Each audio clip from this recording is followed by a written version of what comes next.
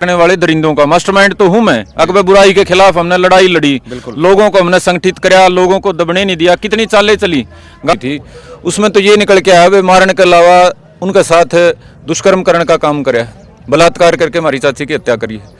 जिक्र हरियाणा देखने वाले सारे दर्शकों ने विजय सैनी की राम राम। फिलहाल भाई हम लगातार बुढ़ाना मामला ने 5 तारीख तक 5 नवंबर तक लगातार दिखाने लग रहे हैं और आज आप देखने लग रहे हो आज इस मामले पर पूरा मामला पंचायत हुई और क्या क्या रिपोर्टें सामने आई हैं, पूरा मामला खुल के सामने आ गया है। जो मास्टरमाइंड का बार बार नाम आ रहा था, जो आरोपी बाहर आ चुके थे या फिर जिसने पूरा प्लान रचा, पूरा साजिश के तहत ये जो प्लान था और धरने को भी बदनाम किया गया था कि ये तो खामखाई बैठे हैं या फिर इनका कोई लोभ लालच है, या फिर एक संदीप भारती का बार बार नाम भी लिया गया था एक वीडियो के जरिए, आपने भी देखा होगा विपक्ष के द्वारा, कि संदीप भारती इस पूरे मामले का मास्टरमाइंड है। सारी चर्चा करांगे बुढ़ाना मामले की, आज के खुलासा है महापंचायत में के फैसला लिया गया। नमस्कार भाई साहब। नमस्कार जी, सारे दर्शकों राम राम। जैसे भाई साहब क्या कुछ बाहर निखर के क्या आया है मामला? भाई निखर के तो कोई मैं तो हम इसने को सफलता तो नहीं कह सकते, क्योंकि जो हमारा दर्द था पहले हमारी चाची की हत्या का, हमारे चाचे की हत्या का, आज वो दर्द और बढ़ गया।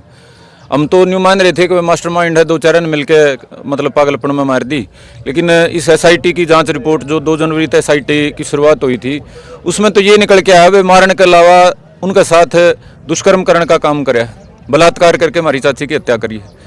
और हमने सोचा भी नहीं था वैसी घटना इस तरह अंजाम दिया गया है।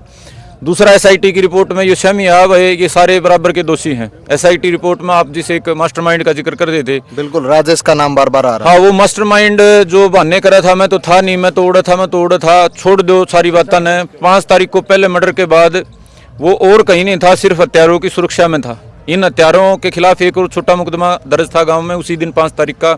ये राजेश मास्टरमाइंड 13 तारीख को एसडीएम की कोर्ट से खुद जमानती बन के उनको छुटा के ले आया, खुद थाने में लेके गया था। एसआईटी की रिपोर्ट बोल रही है, हम नहीं बोल रहे, जो एसआईटी रिपोर्ट में खुलासे हुए हैं। 13 तारीख को ये राजेश मुकदमे में जमानती बना है इसका, अनूप का, और उस जमानत का नतीजा है कि 16 तारीख को इस जघन्य हत्यारे दरिंदे ने हमारी चाची के साथ हत्या और ये दुष्कर्म जैसा अपराध और कर दिया। तो ये जो दुष्कर्म का जो अपराध सामने आया है, इसमें क्या एक ही आरोपी है या और ज्यादा भी है? ना, इसमें तो 120 भी जो हम जिसकी बात कर रहे थे इन पर सब पर लगी हुई, सारे बराबर के दोषी हैं। पहले दिन से जो ये वो घटना हुई है, ये पहली उससे लगी। ये दोनों जो लोग लुगाई हैं, वह जो लंबी लंबी फेंके थी, वह भी, उसका पति भी, घरवाला अजी, वो दोनों लड़के भी, और ये साथ में मास्टरमाइंड भी। 500 पे होगी। वो एक आध की गिरफ्तारी उसमें बाकी है। वो गिरफ्तारी इसलिए बाकी है कि भाई एसआईटी की जांच जो थी उसके बाद जांच क्राइम ब्रांच को चलेगी, अब वो बाकी जो काम है वो क्राइम ब्रांच करेगी। लेकिन एसआईटी ने अपनी रिपोर्ट में ये सारी जो बातें हैं ये खुल के लिखित में कोर्ट में दे दी। जी, देखो किस प्रकार से इस पूरे मामले को घुमाया गया और पूरे गांव को, पूरे धरने को, ऐसे पूरे समाज को, आप सभी दर्शकों को भी गुमराह किया गया एक मास्टरमाइंड के जरिए या किसी साजिशकर्ताओं के जरिए। क्या कहना चाहोगे? वो मेरे भाई, एक तो है करे आदमी अपनी दिमाग ना अच्छा काम खतर चलावे, एक आदमी गंदे कामा में दिमाग चलावे। वो गंदे कामा में दिमाग चलाने वाला गैंग है, वो समाज का नु को नहीं तैसी है। अब न्यू कहते हो तो गरीबा ही लड़ाई लड़ा, फलाना दकड़ा, तो वो गरीबा ही लड़ाई कौन लड़ता भाई? वो हत्यारे और बलात्कारियां का गैंग चलावे है। अगर वो 13 को न छुटा के लाता तो शायद ये कृष्णा देवी की जान बच जाती। बिल्कुल जी, 13 को अगर ये, पहला तो बड़ी गलती तो पुलिस की है। पुलिस अगर जांच करती, हैरानी की बात है, हमने सीसीटीवी कैमरा रिकॉर्डिंग दे रखी थी 5 की, मौके का गवाह कह रहा था मैंने इनको लठ मारते देखा था। तीसरा क्या है, पुलिस वालों की इतनी तो सामान्य बुद्धि होती है, अगर और चीज पे ध्यान नहीं जाए तो। सुओं के साथ तो चाचा जयवीर की हत्या करी है, सुओं के साथ उस घटना के आधे घंटे बाद उसने झगड़ा कर रखा है। आधे घंटे में 2 वारदात होती, दोनों में सुए का इस्तेमाल होता है। और लोकल थानेदार जो है वो इतना अनपढ़ है कि वो दोनों चीजों को जोड़ नहीं पा रहा है। तो ये डूब मरने की बात है पहली तो पुलिस वालों की, और उसका तो मास्टरमाइंड का तो कहना है कि है भाई, उसने तो असल में वो क्यों बुरा माना, उसने तो गैंग बना रखा था। वो तो न्यू थापी मारा था, मैं छुटाऊंगा, मैं तुम्हें कांड करो, मैं छुटा के ले आऊंगा। अब इससे ज्यादा बड़ा दरिंदा और कौन हो उसका है, इससे बड़ा मास्टरमाइंड कौन हो उसका? अगर वो ये गंदे काम ये जमानती बनने वाले, छुटाने वाले, ताकत देने वाले नहीं करता, उनको शय नहीं देता, तो दूसरी हत्या तो क्या, पहली हत्या भी नहीं होती। उसी के शय का नतीजा है कि वो कैल के बालक दरिंदे बन गए। तो पहली हत्या भी उसके कर्मकांड का नतीजा है, और दूसरी हत्या तो खुल्लम खुल्ला वो छुटा के ले आया। हर तीसरे दिन वो उन्होंने कांड कर दिया। उसमें तो उसको भी बराबर में फांसी की सजा होनी चाहिए। तो इनको अब किस प्रकार की सजा मतलब कोर्ट के द्वारा दी तो देखो, धाराओं और जो सबूत अब निकल के आगे हैं उनमें तो इनको कठोरतम तो फांसी की सजा भी हो सकती है। जो ये 452 नंबर एफआईआर है, हत्या का एक अपराध है, उसमें फांसी तक की सजा है, जघन्य हत्या करी है।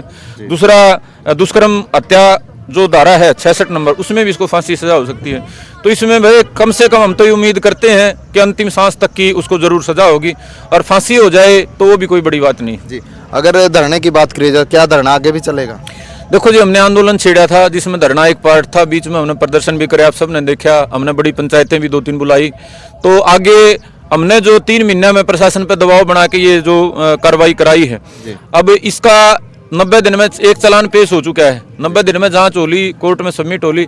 आगे हम धरने की बजाय अपने आंदोलन को और तरीके से वो करेंगे, जिसमें पंचायतें करेंगे और जिसमें प्रशासन और सरकार पर दबाव बनाने के लिए कुछ कानूनी जो प्रक्रिया है इस्तगासा वगैरह की वो करेंगे। तो धरना आज आंशिक स्थगित कर दिया थोड़े समय के लिए। आगे जब भी जरूरत होगी, भाई कोई आगे हमको कार्रवाई होती नहीं लगेगी या भाईचारे की जरूरत पड़ेगी तो हम पंचायत बुला के भाईचारा का साथ लेंगे। जी, धन्यवाद। धन्यवाद। हमारे साथ लीला प्रधान जी मौजूद हैं, इनसे बात करें। नमस्कार जी। नमस्कार जी भाई साहब। तो जैसे आपने भी लंबे समय से आप भी देख रहे थे ये जैसे जो धरना चला हुआ था, इसके बारे में जैसे एक गुमराह करके पूरे धरने को या फिर पूरे गांव को, पूरे समाज को कैसे चक्रव्यूह बना रखा था, आपने देखा है?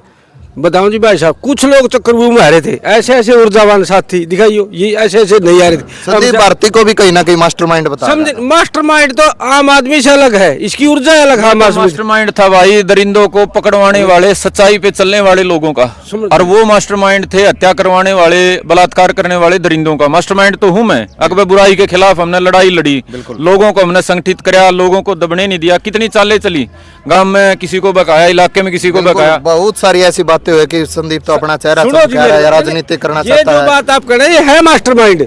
ये मास्टरमाइंड इस बात का था, समाज को बचाना, संस्कृति को बचाना, प्रकृति को बचाना, ये आगे आने वाले अपराध को बचाना, इस चीज का मास्टरमाइंड था। इसे को, इन कड़ियों को हमने तो पहले ही जोड़ लिया था।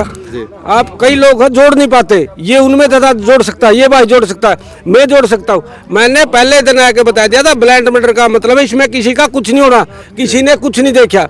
दूसरे दिन जोड़ पे कहा था 5-7 दिन बाद से बोले हथियार ना पान दे, का कच्चा में तो चढ़ रहा, कोर हथियार का क्या बनना है? ठीक है। फिर कहा था और जो मास्टरमाइंड है राजेश, उसने वो कहा था बोला गरीब नजायज गरीब को तंग किया। गरीब को तंग करना मतलब नजायज तंग करना। ये हमने कोड वर्ड जोड़ोगे तो पूरी कहानी, हमने तो यह कहानी पढ़ ली थी शुरू से, इसीलिए समर्थन कर रहे थे ऊर्जावान साथी को ऊर्जा दे ताकि वो फंसाए जाए।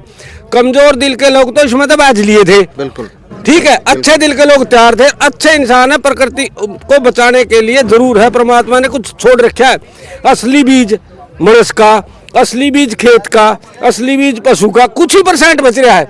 आम आदमी का उसे स्वभाव न टकराता न टकराता। आम आदमी इसको पागल कहता है जो दिन में शराब पीता है, बीड़ी पीता है, गंदे काम करता है, उसमें इतनी ऊर्जा कटता होगी भाई। बिल्कुल। आप सोचो तो, और तरीके से हमको कमजोर किया जा रहा है। जिस भाई ने इनको कमजोर समझा उनका भी कसूर नहीं, उनका खान पान कमजोर है, उनका रहन सहन कमजोर है, उनका उठना बैठना कमजोर है। तो ये ऊर्जावान साथी थे, हम इनसे 2014 में मिले थे। एक छोटा भाई हमने उठाया था, दूसरा का मैं नाम बताऊं, क्या नाम उसका? रिकेश है। उसकी माँ लेक्चरवार है, पढ़ा लिखा। 2014 से 16 से मार केस हुआ है, 2016 में जेल में है। आज भी कितने केस होंगे ऐसे? बच्चा को घर बाहर काट के तो दिखाओ। वो बच्चा 2016 से बाहर है, आम आदमी नु कहे बोले तो इलेक्शन में लड़ेगा, फलानी करेगा। ये तो मनमानी है भाई साहब। ये जो लोग हैं ये किसी न किसी से जुड़े हुए हैं। इनका संविधान खुद का एक छोटा एरिया है, ये इतनी बड़ी सोच ही नहीं सकते, करना तो दूर की बात है।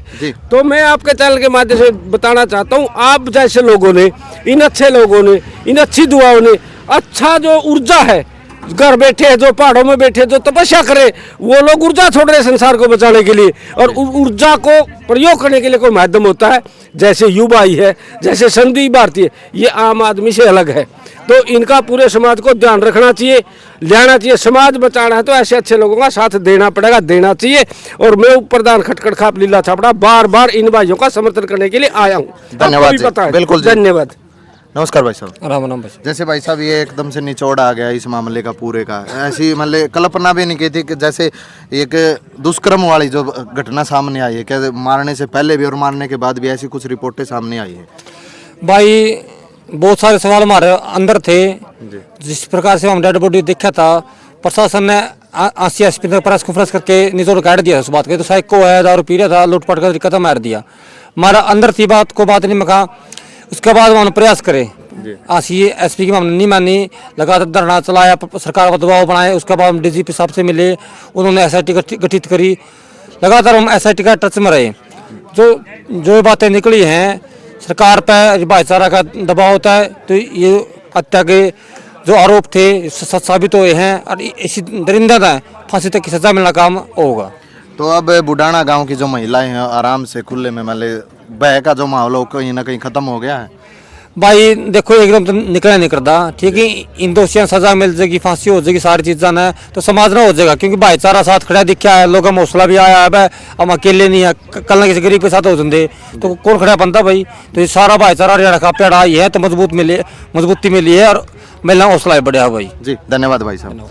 ये भाई बुडाना गांव का जो डबल मर्डर मामला जो नवंबर 2024 की जो घटना थी, उस मामले का आज महापंचायत करके यहाँ पे पूरा निचोड़ निकला, क्योंकि जो एसआईटी की दोबारा से टीम गठित हुई थी, उस टीम ने गठन करके पूरी अपनी जांच करी और निष्पक्ष जांच करी। निष्पक्ष जांच में जो 5 आरोपी सामने आए हैं उनके खिलाफ जो उनकी कानूनी कार्रवाई की गई है और पूरे मामले की सच्चाई आपने पता भी लगी होगी वीडियो के जरिए। और वीडियो को ज़्यादा से ज़्यादा शेयर कर दो और भाई एक सभ्य कमेंट कर दो। धन्यवाद साथियों।